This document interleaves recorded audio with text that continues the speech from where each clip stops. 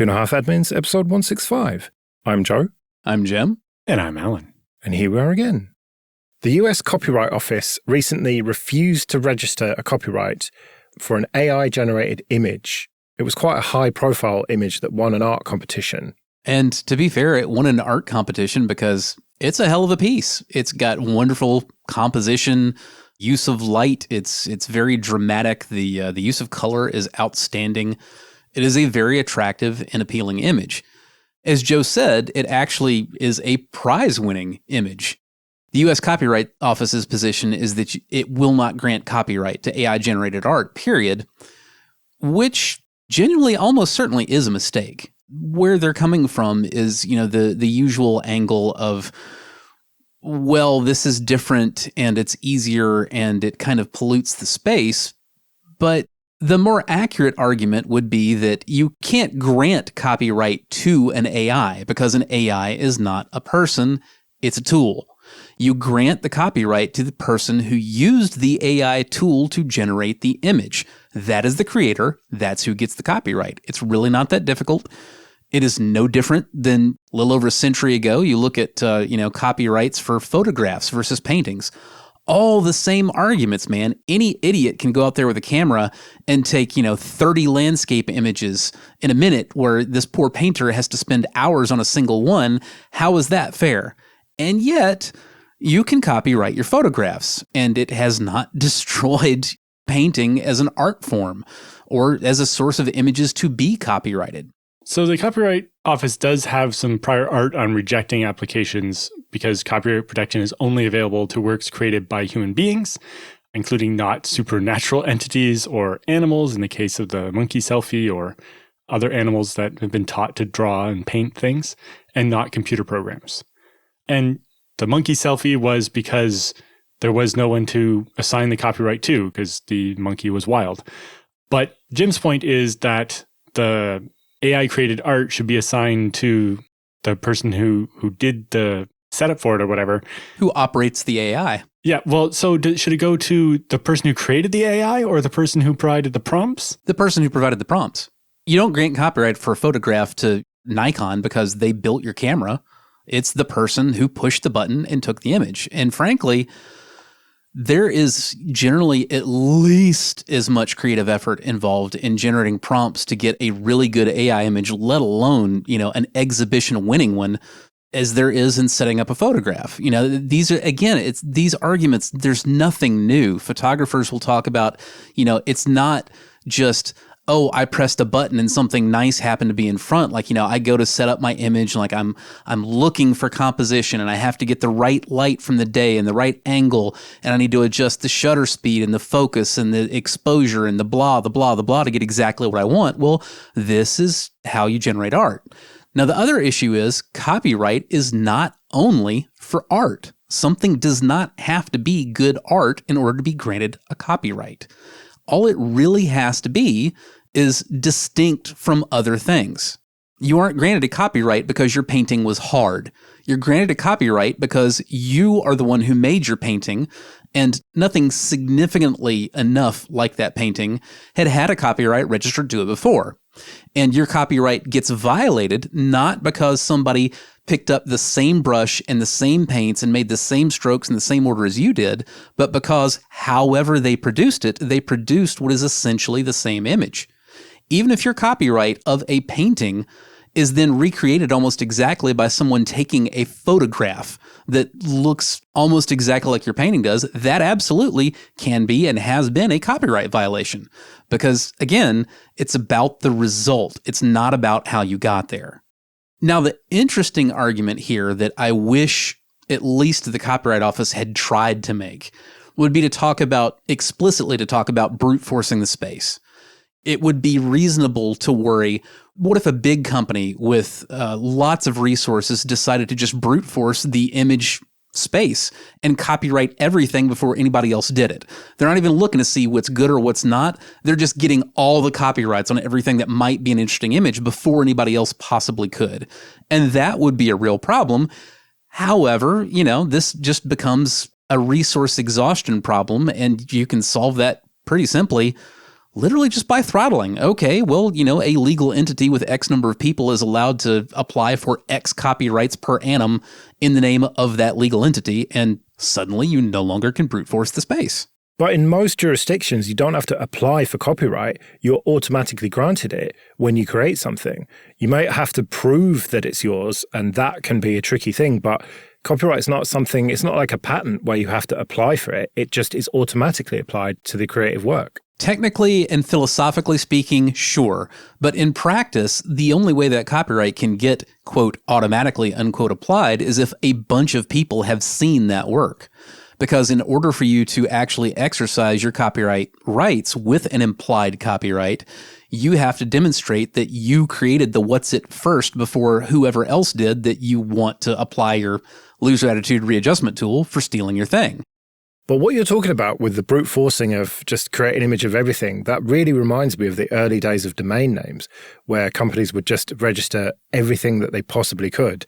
And then when you went looking for one, you'd have to buy it off them rather than just from ICANN or one of the registrars. Well, that never stopped. It didn't ever stop. It decreased to some degree. And the major reason it's still as much of a problem as it is right now is because they allow all these assholes to do what they call domain tasting. The spammers and the speculators and the squatters, they almost never actually buy the domains. They taste the domain. You're given, I believe it's 30 days to check and see, am I getting the SEO juice I wanted to out of this domain that I'm thinking I might like to buy? And at the end of that 30 days, you can just give it back. Doesn't cost any money whatsoever. And you know what you can do? Also, after you give it back, you can taste the same damn domain again right then. So with the willingness to do the labor, and most of that can be automated, you can literally just keep checking out the same bunch of domain names you're hoping somebody will want from you for pretty much ever without having to spend anything for it. That seems like a broken system to me. It is a very broken system. These kind of things are why I said I really would have appreciated it if the Copyright Office had gone into these types of very real potential issues and said, hey, we need to explore, the issues that might arise around people being able to brute force this problem space and, create real economic issues, as opposed to just being like, AI sucks. You don't get no copyright for your AI, which is all this really boiled down to. I found it very disappointing. Harkening back to what you said earlier, Joe, you mentioned that you can't get copyright for images that were created by a computer program. And I've got some nits to pick with that, because if you write a computer program that triggers the shutter on a camera, guess what? Yes, you absolutely have copyright of that image that computer program took with your camera. You set a trail cam out and you set it to, take pictures anytime that motion is detected, and you get a really good shot of, a deer at night on the infrared and whatever. Yes, you absolutely have copyright of that image. Yeah, or you could program a robot to move in a specific way to take a video, like a lot of the top YouTubers do these days, these ridiculously expensive robots. And that's all done with code, and it's the same thing. This is an excellent example of something called reductio ad absurdum, which translates to reduction to the ridiculous. So, it might seem reasonable at a very high level to say, oh, well, you can't have copyright, if a computer program caused the image to be taken. But then once you examine that idea, you realize, well, code took the image for every single photo you've ever taken with your cell phone, and not just in terms of triggering the shutter, but oh my God, the amount of image adjustment that happens with modern cell phone photography. Are you freaking kidding me? Yeah, we talked about this before, the very idea of what even is a photo these days. It's a blurred line. Even with a dedicated modern camera, point and shoot or DSLR or whatever, it is not as simple as because you pressed a button that literally just closed a relay and caused current to flow and the picture got taken. No, you're telling a chip, it's time for you to take the picture now. So it's all computer code, man. You can't just say, well, no, you can't because guess what? It's 2023. Everything's computers. To be fair to Joe, that list of things that aren't allowed to get copyrights was from the Copyright Office. When did we start being fair to Joe? I don't approve of this trend. I don't either. But yeah, I think it's a good point about computer programs. Although I wonder for even the AI, what if somebody types in a similar prompt and gets the same image out? That's obvious. The same thing that happens if you go to the exact same park where somebody took an award-winning photo at the same time of the day, with the same weather, and take what amounts to the same picture. You violated that person's copyright.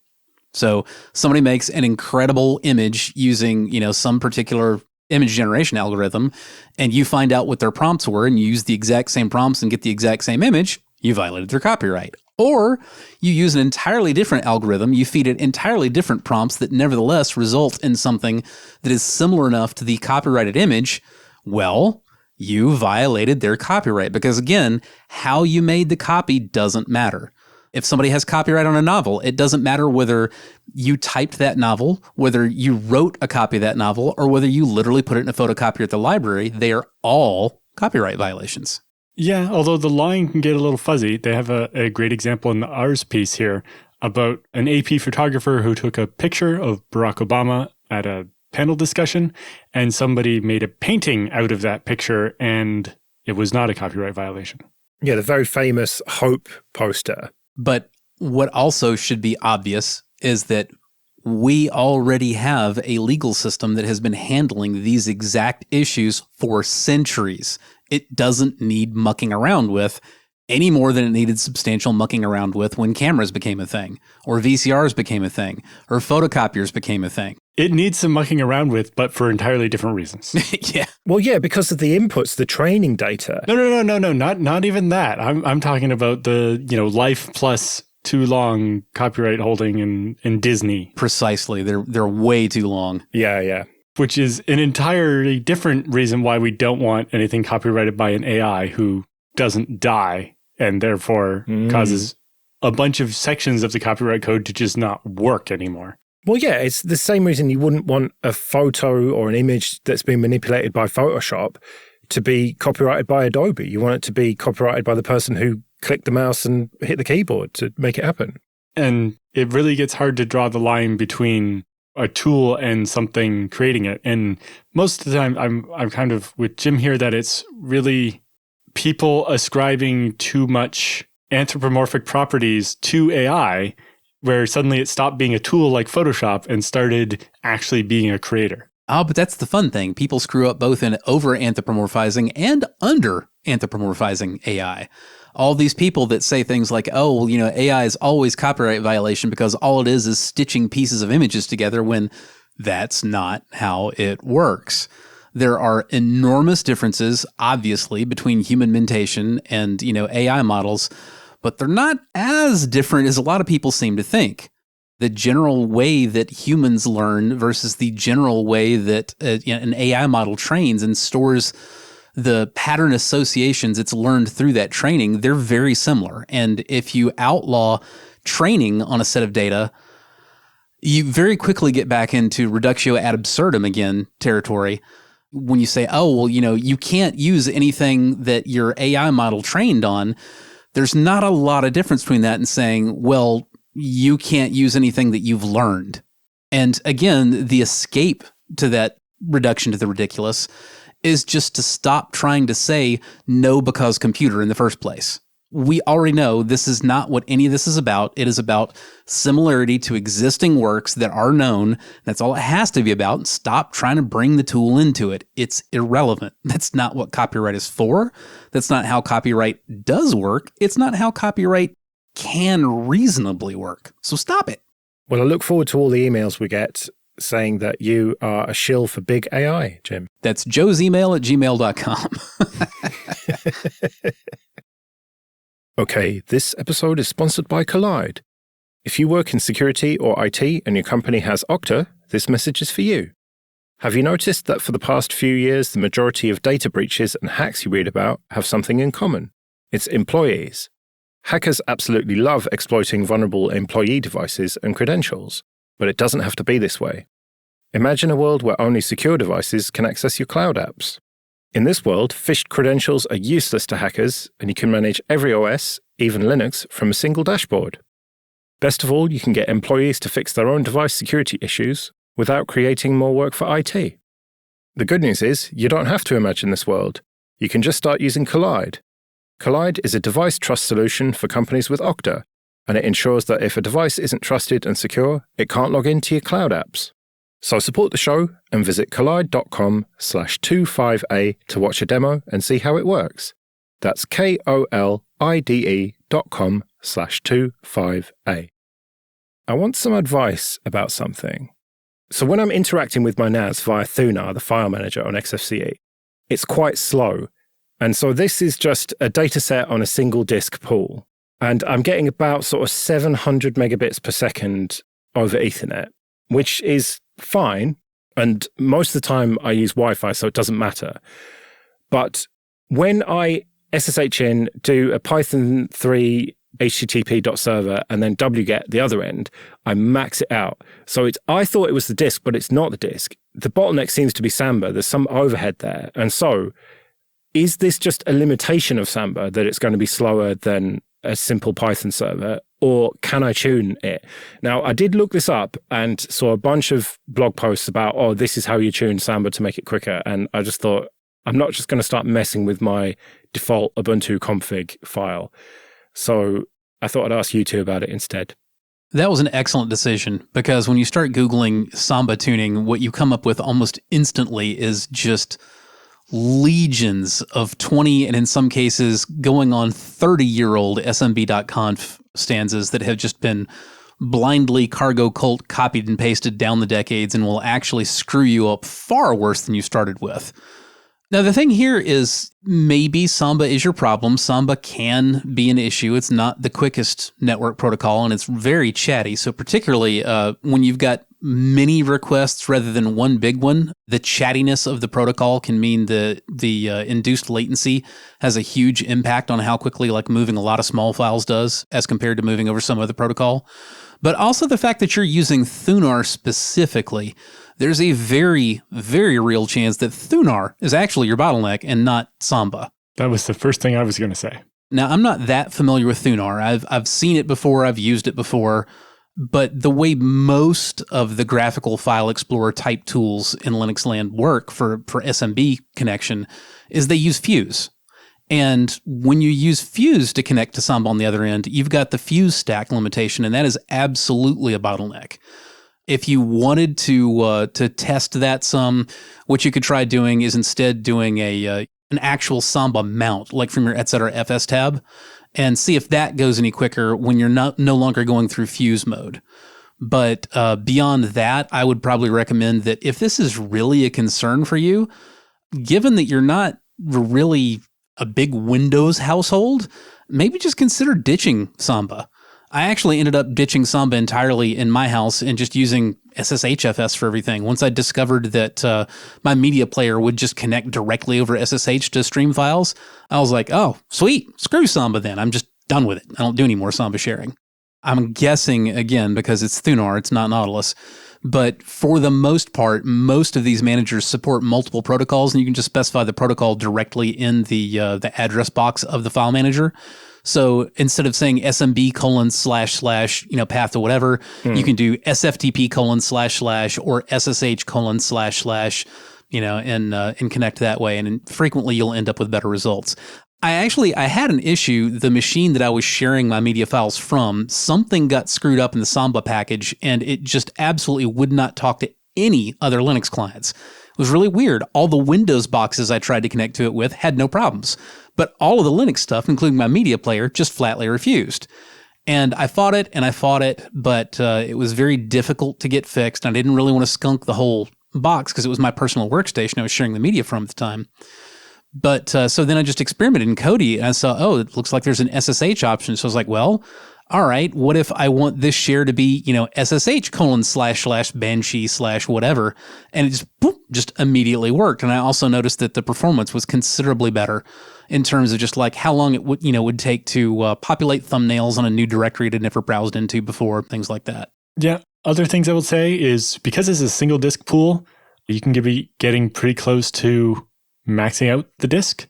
Make sure when you're doing benchmarks like this that you're not doing an unfair comparison. If you read the file over Thunar and then wgetted it, most of that file is going to be in the cache now, and you're reading from RAM the second time, and so you're comparing apples to oranges. Were you dropping the caches every time you ran one of your tests, Joe? or just purposely cat the file on the server, get it warm in the cache so it takes like no time to read, and then benchmark both different ways. Yeah. Right. No, I wasn't purging it from the cache. No. Yeah, it depends on what you want to test. If you want to test the disk, you want to purge the cache. If you don't want to test the disk, cat it 5 or 6 times in a row to make damn sure that you've got all the blocks of it in ARC, and then you will not have to worry about the disk potentially being a bottleneck. And you can find out, where the actual bottleneck is when it's not the disk. Okay. At this point, based just on I didn't know what Thunar was and listened to the way Jim described it, I'm going to blame Thunar for the slowness. So I would say if you do want to test Samba, mount it and test it with just CP or rsync. Rsync would be a bit weird, but with just copying the file and observing the speed. And yeah, there's tuning you can do for Samba to, force the window size larger on the TCP so that you'll get more throughput. Also, Samba has a multi-channel mode, it calls, where it can use more than one TCP connection to get the stuff, which can be really important on both the send and receive side to make it end up using more than one CPU core for your NIC even to send and receive the packets, but also means that Samba will be sending blocks from that file from more than one thread. And you'll, again, get much more performance. It made a big difference. I went from like 300 megabytes a second to 900 megabytes a second on my 10 gigabit network by enabling the multi-channel mode. Note that Alan is talking about 10 gig networking. Also, Alan is not some filthy casual. Be careful when you start getting into this tuning Samba nonsense, because down that path there lie dragons. Yes. And if you go chasing a benchmark and getting the top highest number, you may suddenly discover that, oh God, this thing is like really unpleasant to use now because you've tuned for high-end throughput and you have not tuned for low-end, low latency to deal with issues with like lots and lots of small requests. Be careful with this stuff. Be very methodical. Do not just blindly copy and paste giant whacks of configs you found on the internet somewhere, or just kind of half-assedly do this thing you have to remember Alan having talked about that one time. It will not go well for you. Yeah, and don't just look at numbers in the tuning and multiply them by 8 and think, yeah, bigger's better, right? Yeah, never has been, never will be, particularly for Samba. I will also mention that in my experience, for at least the last 15 years or so, generally when you have Samba performance problems, the problem is not Samba. The problem is almost always, in my experience, on the client. And tuning the server will not help you with that. Joe, if you have a Windows laptop lying around, that's another thing that you can try, is just see, hey, if I connected that share from a Windows laptop, what kind of speeds does it get? Because I have very frequently seen that a Samba server will communicate with Windows clients at wire rate on a gigabit network, but Linux machines connecting to this same Samba server are getting like half wire rate. That's pretty common in my experience. Let's do some free consulting then. But first, just a quick thank you to everyone who supports us with PayPal and Patreon. We really do appreciate that. If you want to join those people, you can go to 2.5admins.com/support. And remember that for various amounts on Patreon, you can get an advert-free RSS feed of either just this show or all the shows in the Late Night Linux family. And if you want to send any questions for Jim and Alan or your feedback, you can email show@2.5admins.com. Charlie says, I'm something of a low-power obsessive. As my spinning Rust media server isn't being used for 95% of the week, I therefore tend to keep it turned off and only wake it when it's needed for movies and TV. However, this means I need another way of hosting smaller datasets that are frequently accessed, Nextcloud, photo storage, podcasts, etc. Keeping in mind the low power consumption obsession, is it feasible to build a roughly 2 to 8 terabyte ZFS pool on a bunch of consumer SSDs? Are there any issues to watch out for? Are there enterprise drives that would be more suitable? Or is power cycling the spinning Rust several times a day simply a bad idea for hardware longevity, and it makes better sense to keep the media server on 24/7, using it as my main server, power be damned? Well, I'm not a big fan of spinning Rust drives up and down for exactly that reason. It does tend to increase the wear on the drive to a point that I think is a terrible return for what little power you save out of doing it. In answer to the direct question, is it feasible to build a 2 to 8 terabyte ZFS pool on a bunch of consumer SSDs? Absolutely, For sure. It's feasible to do that. I have got tens of machines in production that are doing that. However, the other question, would enterprise SSDs be more suitable?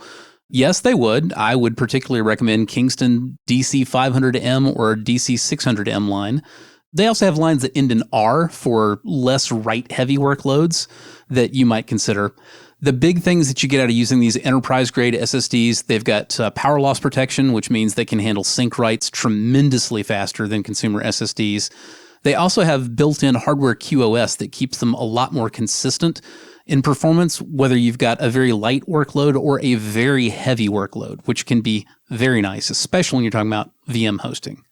Finally, however, I do want to address, because this is about power consumption, you probably shouldn't expect to save a whole lot of power this way. Although SSDs are a little bit less power hungry than Rust hard drives are at idle, when they're actually under load, they do not consume significantly less power. In some cases, they even consume a little more. Depends on the model of SSD, depends on the model of drive.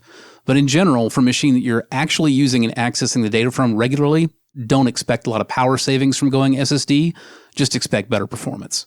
But is it not the case that if you're going to be powering this server up and down a lot, SSDs are a way better way to go than spinning Rust? Quite possibly. Probably better to just have the media server on 24/7 than to have an SSD server on 24/7 and a media server on occasionally, because that will hurt the media server drives, like they were saying. And yeah, with the power savings being so minimal, you're talking about like single-digit dollars per year in savings in total, probably. And so spending a bunch of money isn't going to help there. And the money would be better spent on a CPU that is more efficient and so on. That's going to be the bigger part of the cost than the drives. Better yet, spend the money on a stick-on insulation strip that goes around the edges in the door to your apartment or house, and you will save tremendously more power in your heating and cooling bill than anything you can do with your NAS. But this question about consumer SSDs versus enterprise, in the consumer space, there's quite a lot of variation there. And from the research I did, the Samsung Evos are pretty decent for consumer ones. But then there's the Samsung QVOs, is that how you say it? Which are like the cheaper version. Are they just terrible? They are absolutely terrible. You save almost nothing going from the Evo to the QVO in the same size, and you're dropping from TLC NAND flash to QLC, so quad level rather than tri-level, which means you have got significantly lower, and we're talking about like cut it in half, levels of write endurance. Right. You also have lower performance. It's just, don't go there. If QLC flash was a lot cheaper than it's actually being sold, there would be use cases for it, although even then I would consider them pretty niche. Compare with SMR Rust drives, you can talk about use cases for them, but they're not very widespread. Well, because for you, sort of 1 and 2 terabytes, there's not much difference between the Evos and the QVOs. But when you get to the 4 terabytes, that's when you really see a difference in price. I checked those prices very recently when Charlie emailed in, and no, there wasn't a big difference in price. Well, maybe it's different in the UK, but you're just saying avoid them generally then, the QVOs. It can come down to your use case. Kind of like Jim was saying, even with the Kingston drives, they have the R version, the read intensive, which means it has much lower endurance. But if you're storing media where you're going to write the media once and then read it a couple of times, that can make sense. But if you're going to host VMs where you're going to be reading and writing sectors all the time and you're going to have a lot of sync writes, that's where the enterprise SSDs with high endurance and good sync write capabilities will make a much bigger difference. If you're just archiving stuff, then, your QLC NAND maybe is better, but it really comes down to the price point. They're significantly worse, so you'd have to have a very large cost difference in order to make up for that. And do you really want to subject yourself to, I bought the terrible SSDs because I don't think I'm going to use them that much? Again, it's like SMR Rust drives. If an SMR Rust drive cost, say, a third what a proper PMR drive did, a lot of people would be very willingly buying them and happy to do so, but they don't. They cost maybe $5 less if you're lucky, and very frequently $5 to $20 more just because it's the newer model. So of course you want the newer model, don't you?